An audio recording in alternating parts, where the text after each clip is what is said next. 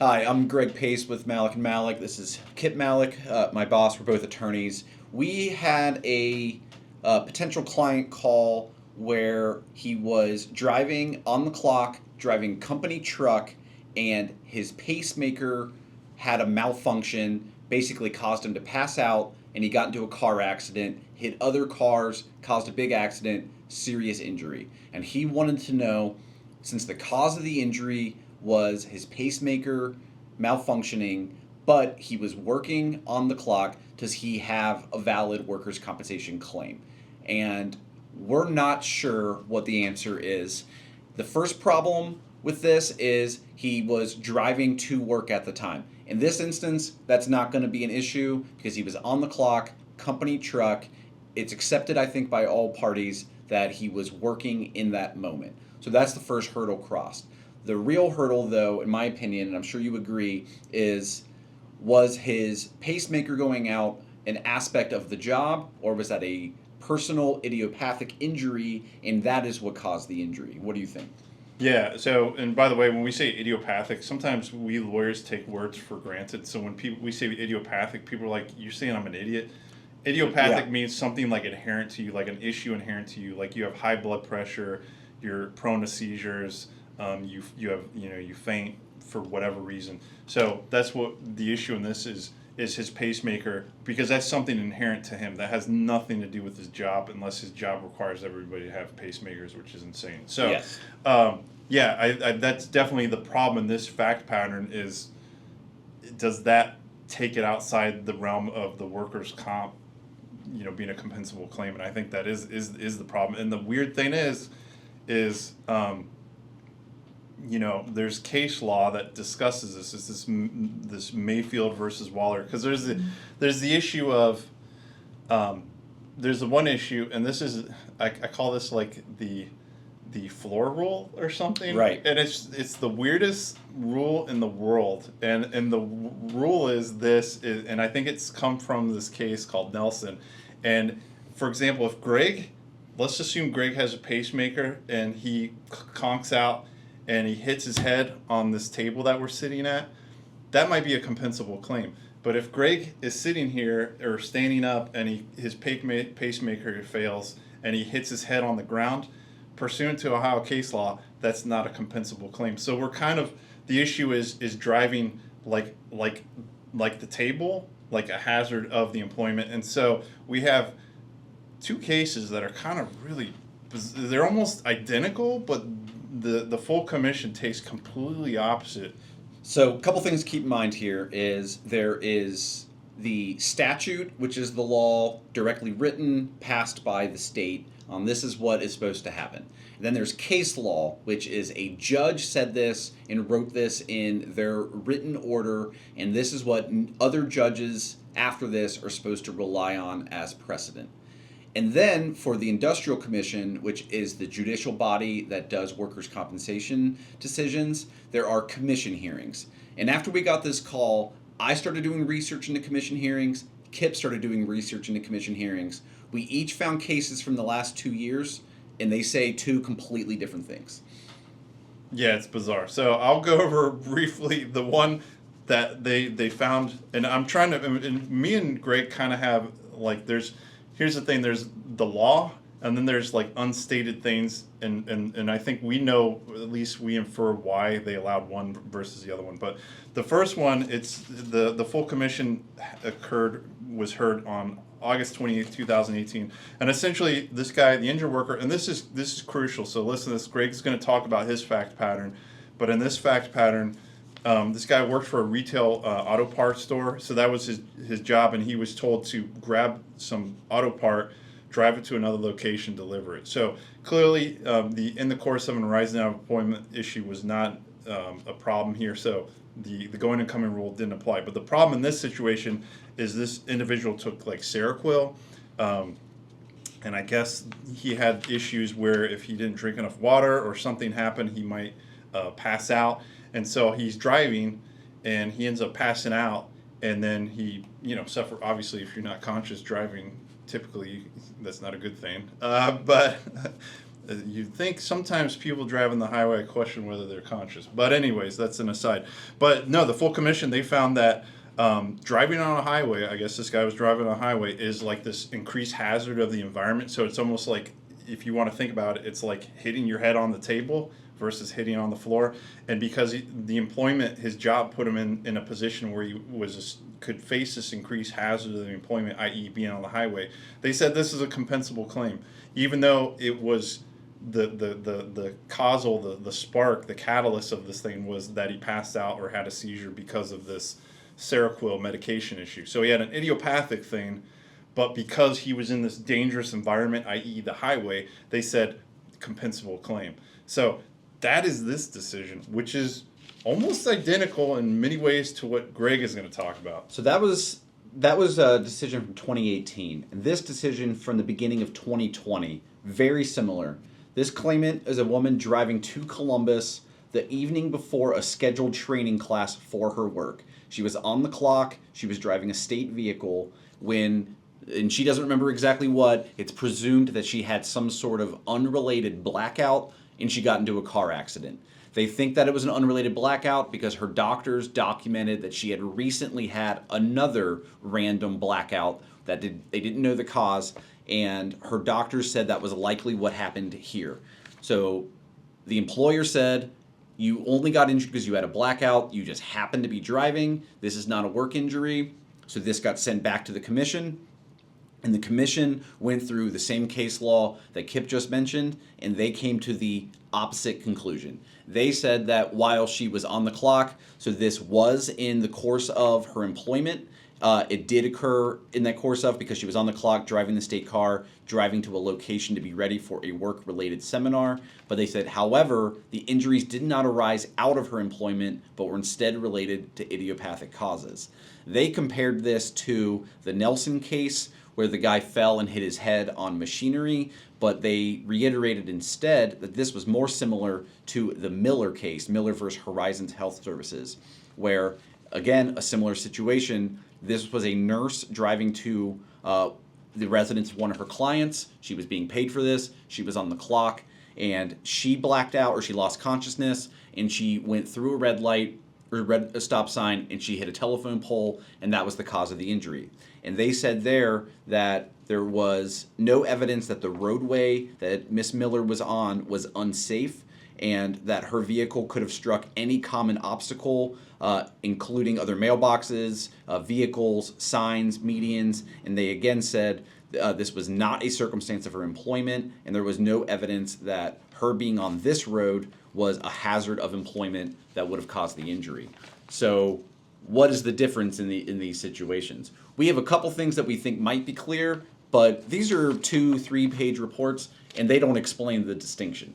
Yeah, and so I think the big thing, and so there's like these, I call them soft factors that they don't actually write about, but if you look at hers, if you notice, the facts matter. That's why when we're calling you guys, trying to dig through, we're trying to get these weird little distinctions. But this one, it was the night before she allegedly was on the clock. So and she was driving to Columbus, and is it like, it's a little bit attenuated. It's more attenuated, and then the other thing is I think she was going to a conference, so I don't think her job actually involved driving per se. Yeah, it was job related, but it wasn't her specific job. Where in the 2018 decision, driving was what this guy did. Yeah. The equivalent to like a FedEx driver is, by definition, driving all the time. So does that have anything to do with the case law analysis that they did as far as, the hazard? It has nothing to do with it. It's kind of, but it's kind of like one of those things that these things that they don't reference are actually a big reason why they went this way. Because factually, I don't see a difference, to be perfectly honest. I mean, besides that, but assuming they're like, okay, the going and coming doesn't apply, and I don't really see a huge difference. Why this one was allowed with the guy having the Seroquel issue and this lady, the blackout. They both seem like idiopathic things that have nothing to do with their employer's gig. And frankly, if the guy, I'd question, I don't know, if you're taking medication that's making you pass out, I think I don't know if I'd be sending somebody on the road, but anyways. Right, and I would have guessed it would have be the opposite result. The guy taking the medication knew he was taking the medication. He was almost certainly told there might be side effects. He did it anyway, drove anyway, got into an accident. That to me, as just a person, sounds like should not be the employer's fault. Whereas in the 2020 claim, this person had a blackout with no explanation. They said they'd had one minor blackout before that, little reason for them to think it was going to happen again. And the court, this commission went the opposite way. Said the medication, allowable claim, the random blackout, not allowable claim. Another small distinction that I saw between the two, a very minor distinction, is in the 2018 that was allowed, they seemed to make a minor point about this being on the highway, which indicated that highways are dangerous. I would imagine the lady driving to Columbus was on the highway. It's not stated in there. Maybe her attorney did not emphasize the danger of being on the highway. Maybe she was just on one of these side streets, a back street, going 20, 30 miles an hour slower. And is that not deemed dangerous? I think this commission, again, soft factor, they read the fact pattern and said, that doesn't sound like that was that dangerous, but the highway, inherently dangerous. Did they say this? No. So in your case, you being on the highway, will it be relevant? Maybe, maybe not. It's hard to really say because these are two cases, 2 years apart, completely different results. I honestly think, and the other thing that we noticed is the commissioners were different from one. I mean, I think they replaced one of them, and the reality is Ohio is getting more and more conservative. Who's being placed on the full commission may be more conservative. They're going to take a more conservative approach to this. So here's the thing. With that individual called us, with all due respect to that individual, obviously if we didn't end up getting involved, but if we were to, obviously we would do, and Greg and everybody would do we would do everything that we could for him. We'd do a great job. But I'm thinking that it might come to the same conclusion as this denied claim. Right. So when we first saw the 2018 decision, that was 7 years ago, believe it or not, that's recent enough in the 100 years of decisions out there. But then we found this one that's 2 years later. That's the more recent one. There's a good chance the employer's attorney is going to find these same two orders.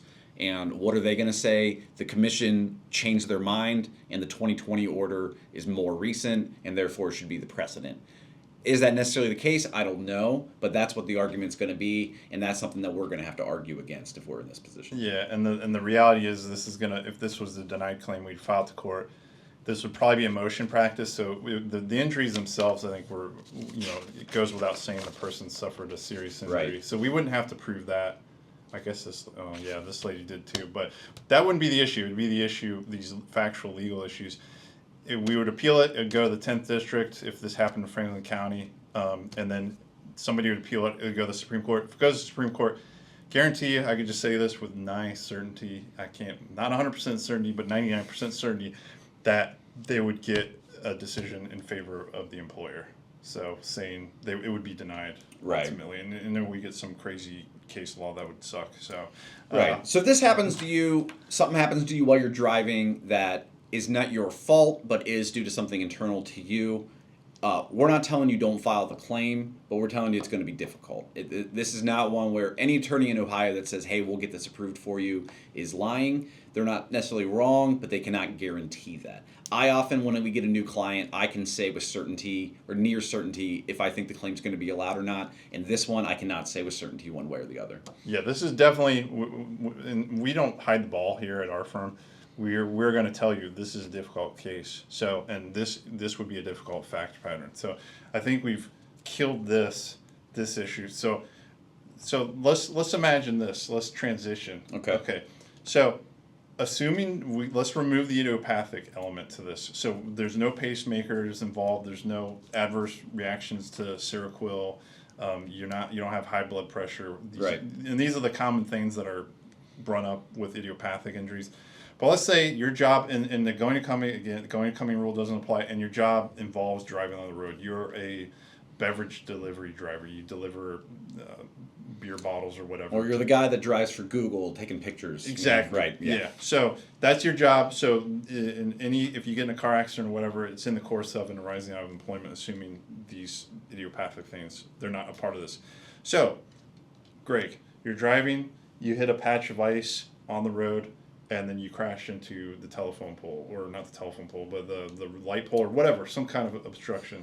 Right. That Compensable claim? That I'm confident, compensable claim. The ice is a hazard of the road, and that is different from a light pole, a mailbox. The ice not usually there. You have to be on the road.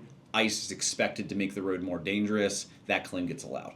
Yeah, I agree with you. I think that's reasonable. Now, you're I don't know about your PI case. If you have a PI case, if you're just hitting a pole, then I guess Suing the weather. yeah. So pacemaker. So let's say one of these folks are driving on the road, pacemaker or the Seroquel reaction, and they pass out and they ram into your car, and you suffer a car accident, a physical injury, you file a workers' comp claim. Do you think that's allowed or disallowed? And that's one where I can't articulate why, but I think that gets allowed. I think the dangers of other drivers having something happen to them is a hazard of the road. If light poles are regularly falling on people, maybe that rule about light poles gets changed. Light poles aren't doing that. Mailboxes aren't jumping out. But somebody else being a bad driver or being in some sort of health issue, I think that is a hazard, and your employer's not going to like it. I think that one is not guaranteed to be allowed, but I think will probably be allowed. Yeah, I think that one would be allowed. And we've had clients where that has occurred, where they've been rear-ended. I mean, that happens a lot with truckers and various. I mean, we've had a few clients like that. So I think that one, don't have a problem with that one. Now, this is the one where we're going to be in dispute. So, Greg is questionably. Let's assume it's Greg driving, because Greg is not a good driver. That's a joke. But let's say Greg is you're doing your job. You're the Google image guy, right? And then you're just Leadfoot Larry, and you run through the red light. And as you run through the red light, you run into somebody, or somebody runs into you. And in either case, the police come out and they cite you as the cause of the car accident. Well, first of all, you don't have a motor vehicle accident claim because you caused it. So they would cite you. You're the one, the negligent party. But there's that element of negligence. So, would you have a compensable workers' comp claim, assuming driving was a part of your job, assuming it was in the course of an arising? What is your thoughts? My instinct would be that claim gets denied. That's not being a hazard outside of your control. That is you creating the hazard. It's not quite horseplay. Horseplay is a defense to workers' compensation claims. If I decide to go out and dance on the roof, we don't do roof things. We don't do dancing. That would be horseplay. Obviously, if I'm not running the red light for fun, but I think that is in that same vein as horseplay, and hearing officers are going to say, this guy shouldn't have been running a red light. But there's a problem with this defense. Yeah. First of all, if you go dance on the roof, I think we might pay you for that. I don't know. That's such a weird thing. That's a different YouTube video. But yeah. So running through I just think it's bizarre. But so here's the problem, and this is what Greg is alluding to: negligence. So negligence is, and this comes up in every flipping hearing. When the employer's there and they're mad at the injured worker because they said, and we kind of talked about this in the other debate kind of discussion we had, is they're like, we told them not to do it like that. They did it like that. They're goofballs. But your negligence on the part of the injured worker is not considered a defense to a workers' comp claim, nor can you say, well, the employer was negligent. You can't file. That doesn't necessarily make it a workers' comp claim. So negligence is not considered in workers' comp law generally. So the issue with this situation is you were negligent in going through the red light, and so you're hitting that third rail, that negligence rail, and I would argue, as much as I'm kind of annoyed that you ran through the red light, but I think it's in the course of an arising. I guess I'm trying to think of why is that not in the course of an arising? Is it because you drove like a terrible driver?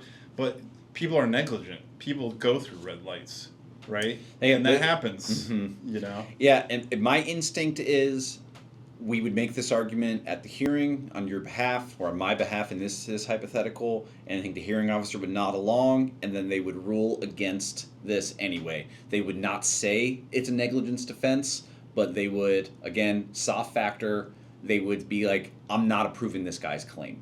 This is clearly not what the employer wanted him to do. They committed a crime, a low-level crime, was dangerous. Driving through red lights is not part of having to go to work, even as a driver. If somebody else runs a red light and hits you, that's one thing. You drive the red light. I don't think the hearing officer's they're not going to elaborate on why, but I think it gets denied. Yeah, and I tend to agree with Greg. I would be arguing that it should be allowed for whatever, all the reasons, but I think, the soft factors, the unstated decision, and the reality, the sad reality, folks, is these unstated reasons that are never articulated are a big part of, it's kind of like an iceberg. Like the case law and stuff is, you can only see a little bit, but there's a lot of it under the ocean, and there's a lot of things that go on, and it's like, well, do they like this or that, this type of person? I mean, these things, these biases and things like that, they come into play even though they shouldn't, because we're dealing with humans. These aren't heuristic like computers. Like we don't have AI making decisions yet. Right. So they're going to take a human approach to this decision.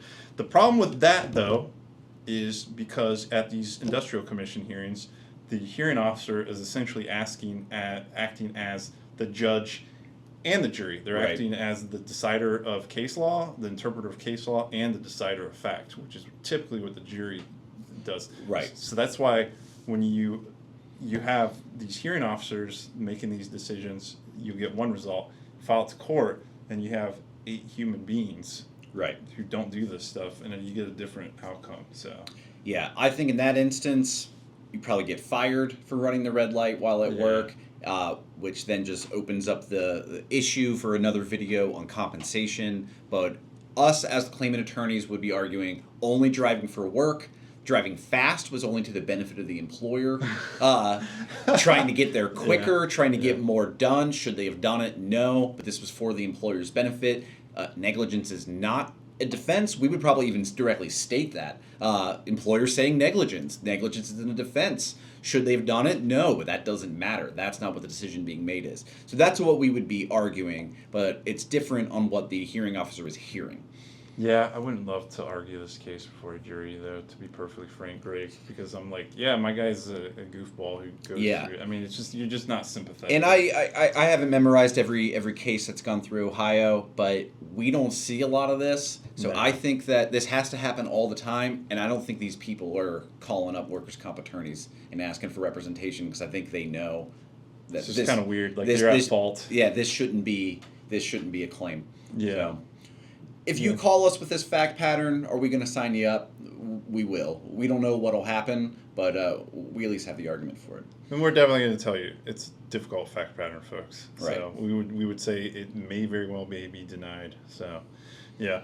But as we say at the end of all these videos, workers' comp is, as we're discussing a very, very tiny section of it. If you have a work injury, you need to reach out to a workers' comp attorney, whether it's our firm or any other workers' comp firm that does this stuff. Call them, talk to many different attorneys, and then sign somebody up, get them involved with your case, because there's just too many little nicks and crannies to fight with. So, anyways, thanks. Greg's actually a great driver, by the way. So, Haven't gotten in a car accident in months. oh, well, okay. That's been All right, thanks, folks. Yeah.